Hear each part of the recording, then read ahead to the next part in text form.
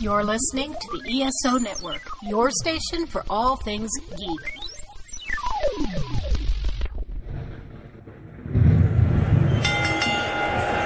The following podcast is scheduled for one fall. Coming in at 195 pounds from Studio A, he is the reigning, defending, undisputed host of the Ring of Thunder, Sexy Thor!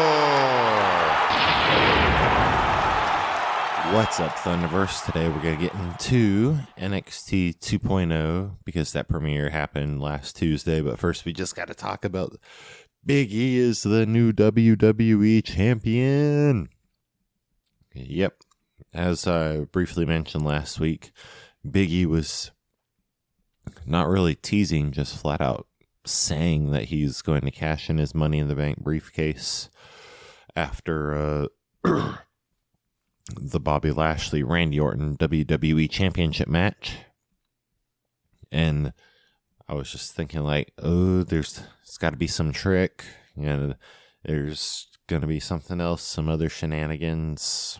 Or maybe it's just a fake out to get ratings or some bullshit. I don't know. And then, sure enough, once Bobby Lashley or Randy Orton is over and Bobby's limping around as WWE champion because he tweaked his knee a little bit, you hear Wale over the speakers say, "Y'all want to go big? Then say that." And then, yep, Biggie came out. He cashed in his Money in the Bank briefcase. He slapped Bobby Lashley to make him fight him. He chop blocked Bobby Lashley's knee. He got hit with a spear but kicked out, and that was after he tried to hit Bobby Lashley with a big ending, which Bobby just slid right out of. And then E actually successfully executed the big ending, and then 1, 2, 3, and Biggie is the new WWE World Heavyweight Champion. Oh, man. I mean, everybody was like wondering if that was coming after the way that Lashley had been abusing Kofi and Woods on Monday nights, if he would cross over and cash in on Bobby Lashley as the sort of full circle story of payback. And yeah, sure enough, that's what happened.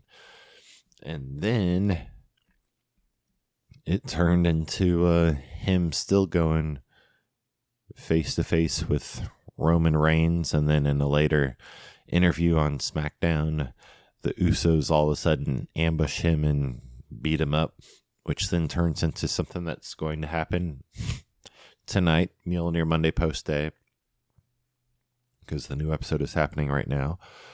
But yeah, we're going to get this 6-man tag match I've been waiting for forever, since I realized it could be a possible thing. And it's the New Day, all 3 members united once again, versus the Bloodline. Let's fucking go.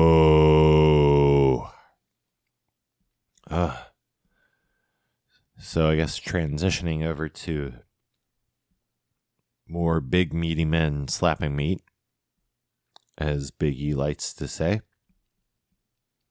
And also because, you know, I've been really thinking a lot, and I'm just like getting really tired of all these reboots and starting overs that I've had to do professionally, personally so far this year.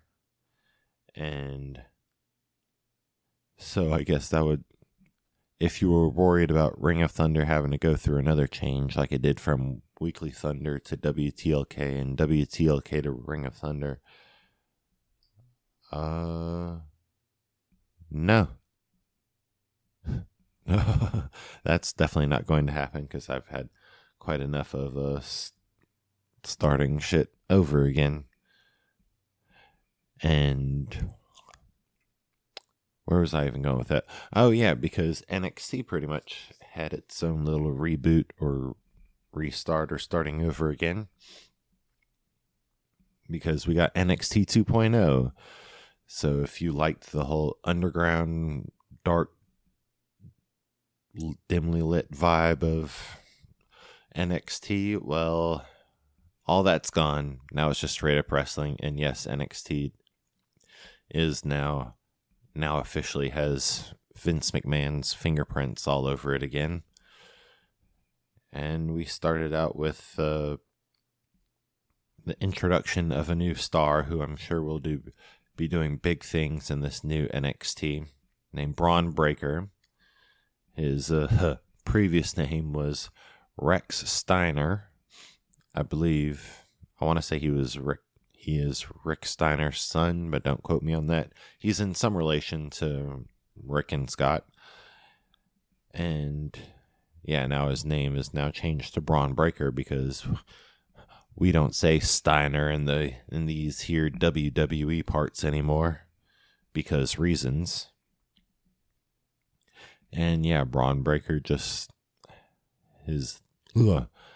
he kicked off NXT 2.0 by defeating LA Knight, who's part of the Fatal 4-Way for the NXT Championship later in the episode. So it kind of raised some questions about booking and whether he was going to get it. I mean, shit, he could have just as easily got it because that's just WWE being WWE, but... And then we got introduced to Josh Briggs and Brooks Jensen, who had an outing with Imperium. Imperium was victorious, but some more new faces. And then we saw B-Fab, a.k.a. Brianna Brandy of Hit Row finally in ring action. And she defeated Katrina Cortez. And this is all leading up to an eventual confrontation between her and Elektra Lopez, the new voice, the female counterpart who is part of Legado del Fantasma. Basically, she is to Legado del Fantasma what B-Fab is to Hit Row, which she's a part of the crew. It just turns out, oh wait, now we both have females. No, we make them fight. I guess that's what they're saying. And then Carmelo Hayes came out with a new face known as Trick Williams, who's been apparently a longtime friend of Hayes. And then Duke Hudson came out and interrupted them. And Duke Hudson was just being a douche, and then they jumped him and just kept kicking him while he was down. So, I mean, I guess Carmelo Hayes is a heel now, but, I mean, it's against Duke Hudson, who's already a heel, so I don't know. But I'm liking this direction Carmelo Hayes is going. Like, I already liked him as an in-ring performer, but this is pretty neat. Then we had a new face named Tony D'Angelo. He had a little vignette, and I guess he's supposed to be like a modern-day Chicago mobster. I don't know. We'll see. Because, I mean, pretty much, what's his name? Ridge Holland's gimmick. He looks like he's a modern London mobster from back in the day. So,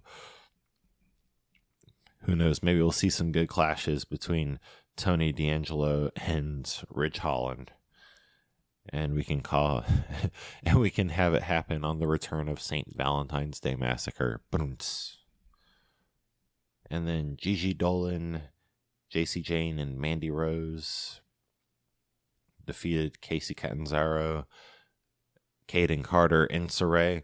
And apparently now Mandy Rose is a brunette, so let that fuck with your head a little bit.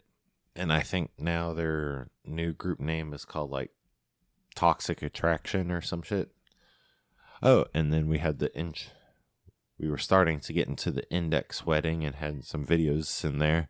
And Austin Theory just all of a sudden came back he just up and disappeared, and now he's back. Of course, in real life, apparently he's been doing SmackDown dark matches, and I think he's back on the main roster now, I want to say, but once again, just pretty much doing dark matches right now. But yeah, they let him come back for the Index wedding, and also coming back to NXT, reappearing for the wedding, is United States champion Damian Priest, of all people. But Priest has talked time and time again about how, you know, the Damian Priest on Raw, the United States champion, the guy who's been, besides Riddle, really the only young superstar that's actually that's actually been given a good chance to make waves on Raw. He says that Damian Priest doesn't exist without what NXT did for him. So, you know, there's debate from people about whether NXT really does prepare people for the main roster, or if they're being prepared just fine enough, and then Vince just all of a sudden says, no, fuck them. Well, Damian Priest is saying that NXT got him main roster ready. So, I mean, take from that what you will. And then Ridge Holland defeated Drake Maverick. Drake Maverick, who's also part of the 24/7 championship picture again, back on Raw. And then Julius and Brutus Creed, two of the new members of Diamond Mine, defeated Dan Jarman and Trevor Skelly. And then we were introduced to Ivy Nile, who is a former Titan Games. Had to remember, what was The Rock's little competition game show thing? Yeah, former Titan Games winner. Did she win, or did she just do really well in it? Emily Anzulis, who was signed from the Performance Center early last year, and she was part of the whole NXT audience, quote unquote, during the whole empty Performance Center shows, you know, that part of the pandemic era. But yeah, she's now finally in a new character doing a thing on NXT TV, so awesome for her. And then, of course, they called out Kushida, and I think we're finally going to get Roderick Strong and Kushida for the NXT Cruiserweight Championship on Tuesday. And then the Fatal 4-Way, which was a number one contender Fatal 4-Way, but is now straight up for the NXT title, which I'm pretty sure is the second time that's happened in the last year. So, you know, just an interesting tidbit there. And Kyle O'Reilly was attacked by Pete Dunne and Ridge Holland, I believe, in the locker room earlier. And he was replaced by the guy who had chased off Dunne and Holland. Von Wagner, I believe is his name. Yep, Von Wagner. He is also another new face, so we're just being introduced to new faces left and right and left and right. But the person who ended up victorious was not LA Knight, who was coming off of that loss from Braun Breaker. It was not Pete Dunne. It was not the newcomer Von Wagner. It was freaking Tommaso Ciampa. Yes! I was hoping for that. Because, you know, I'm just a sucker for 2019 things. And, of course, Tommaso had to relinquish the NXT championship pretty much right before TakeOver New York, before WrestleMania 35. And so, of course, it was then Johnny Gargano versus Adam Cole. Johnny Gargano wins as NXT champion for a couple months, and then Adam Cole beats him and becomes NXT champion for the historic 403-day reign. And Ciampa's had opportunities against, of course, Adam Cole, and I think he's also fought Karrion Kross. I mean, I know Karrion Kross straight up squashed him at the In Your House 2020 pay-per-view, but I can't remember if he ever wrestled him for the championship. Probably not, but I think he did for Finn Balor, maybe? I don't know. But yeah, Tommaso finally has Goldie back.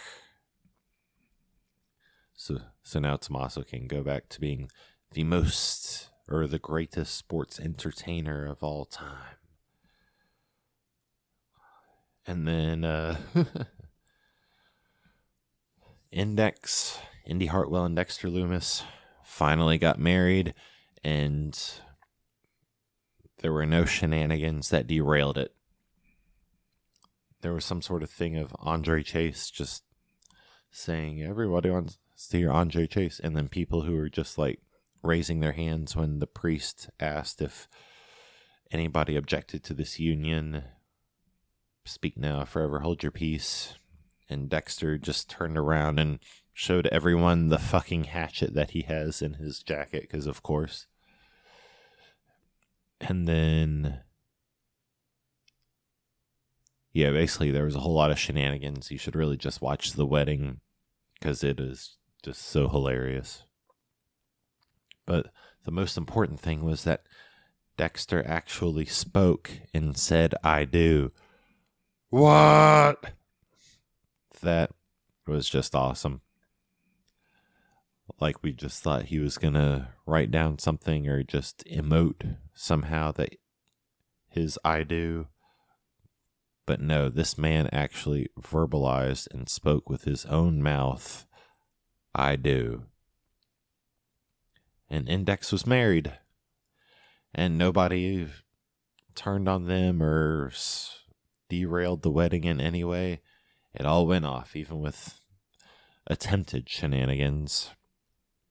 So congratulations, Index.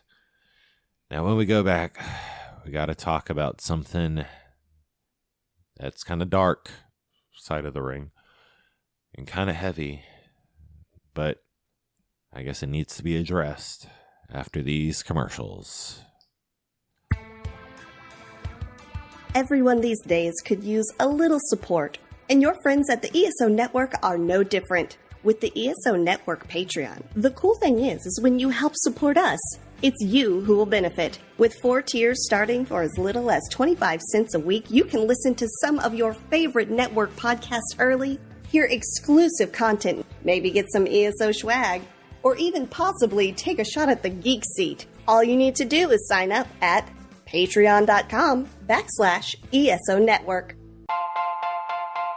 How did watchdog groups with no experience in television take a controlling interest on Saturday morning television? When did Wonder Woman make her animated debut? Want to know why there were 2 competing Ghostbuster shows? How Atari changed the Saturday morning landscape? How did networks compete over similar genres at the same time?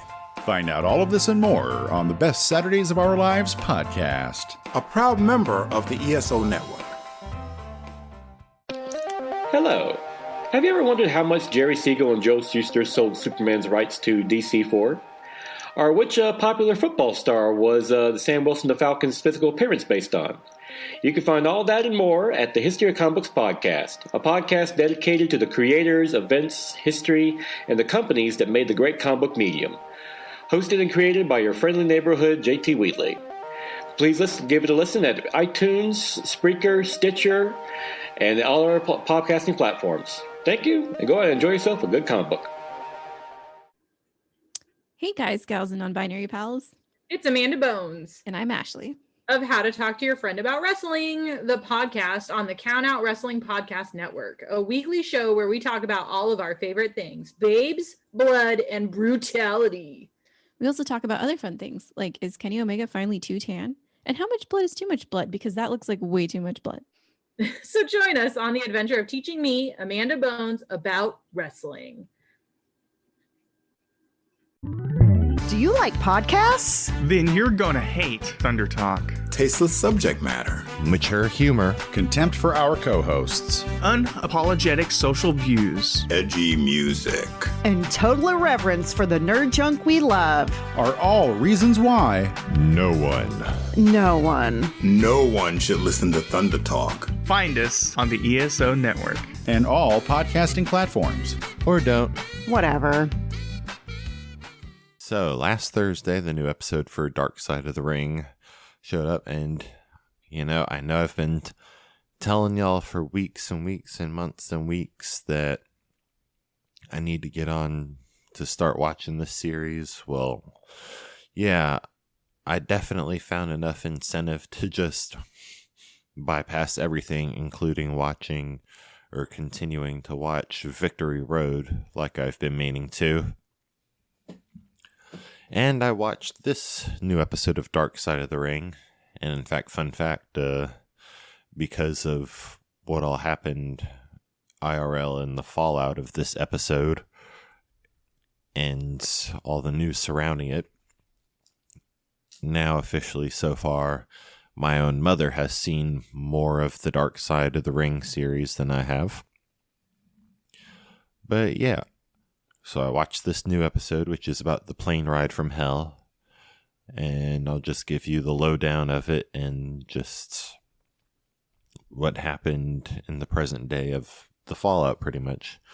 So back in 2002, it was pretty much like we were right on the verge of the ruthless aggression era. So WWE had just finished a successful UK tour, including the Insurrection pay-per-view that happened over there, and so their plane was pretty much delayed 7 hours. The wrestlers went through 3 carts of liquor, and according to the plane employees, usually not even 1 cart of liquor has ever really been gone through by any of their clients. And these WWE superstars went through 3 carts of liquor. And so it started off kind of harmless enough with, X-Pac cutting the ponytail off of sleeping Michael Hayes, which that turned hostile once he woke up and found out what happened. And then shit was just steadily hitting the fan with Brock Lesnar and Kurt Hennig, Mr. Perfect, pretty much just wrestling each other all over the plane, and they hit the emergency door, which apparently it actually wouldn't have been possible for them to open that door with their horseplay alone, but they also kept hitting the fuselage, and as they say in there, the fuselage gets damaged, you got to make an emergency landing right on the Atlantic Ocean, because you are over the Atlantic Ocean. And then there was something about Dustin Rhodes back when he was Goldust, and also when he was drinking and had a shitload of substance problems. Apparently, he was probably just singing some country songs over the microphone, which was just more annoying and making people sad than anything. But they got him to calm down and just go to sleep. And then it kept getting even worse, because also Rob Van Dam was talking about how wrestlers would drop halcyons in people's drinks, and it could go from doing things like, just having a guy fall asleep and then shaving his head, or just drawing dicks on his face, like you do, to straight up taking advantage of passed out women, which you definitely don't do. So that was a big oof overall, but oof. And then Ric Flair was going around all fucked up, wearing nothing but his robe, and also just swinging his dick around like a helicopter in front of the guys, which has also been covered on ESPN's 30 for 30 documentary about him that came out a few years ago. And then, there was an account from the stewardess Heidi Doyle, who said that pretty much that while she was in the gallery, I think, that Ric Flair tried to force himself upon her and try to make her touch him there. So yeah, that's what happened, and because of that, Ric Flair and his Car Shield commercials are currently pulled from TV right now. He probably won't be showing up on AEW anytime soon. And Tommy Dreamer has been suspended indefinitely from Impact Wrestling because he didn't do anything on that plane ride from hell, but he also pretty much said it was somebody just getting offended by one of Ric Flair's jokes, and then basically saying that, she made up the whole thing, and if she wanted true justice, then why did she just pursue a settlement? Because they didn't want their daughters or her family to be attacked and vilified through the media, as is so often the case. Like, that's something to consider. So yeah, the episode showed up, recounted all these horrible things, including Scott Hall later on trying to break Heidi Doyle's buttons off of her blouse and trying to lick her and everything. And Scott Hall, he had a shitload of substance abuse problems himself at the time, and he has, to this day, says he has no recollection of this event, so do with that what you will. But of course, he did suffer repercussions immediately after the plane ride from hell. He was fired, and Kurt Hennig was fired, and unfortunately about a year later, Kurt Hennig also passed away in May of 2003. I think it was May 2003. I know it was 2003. For some reason, May sounds like a date. But Ric Flair, of course, never suffered any repercussions, and Jim Ross put it as such. Take that and accept that what you will, or don't, as an explanation. But he said Ric Flair was a made man, and you couldn't touch him. And Vince wouldn't touch him, but he'll fire Scott Hall and Kurt Hennig, but Ric Flair just gets going scot-free. So believe what you will, have your opinion what you will of Tommy Dreamer's words, or putting a stamp on it. It happened. I just had to talk about it real quick but of course try to give all the important details the respect it deserves. And just had to touch on it, cover those details, present it to you, and you go on and do for that what you will. But with that, we're going to close that with here. Hopefully next week's episode has a lot more lighthearted stuff. I've already been hearing about some crazy things going on in Raw so far, between the whole Biggie thing and the Roman Reigns thing and Bobby Lashley getting involved and who's and what's it's. So yeah, let's try to have ourselves some nice good old wrestling fun for next week. All right.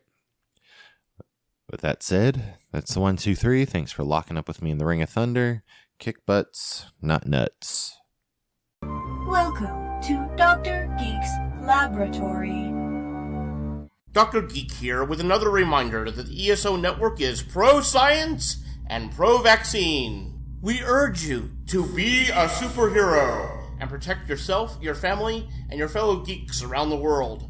Don't be fooled by the forces of evil and their anti-science misinformation campaign. Consult the latest CDC guidelines, your doctor, and get the COVID vaccine today.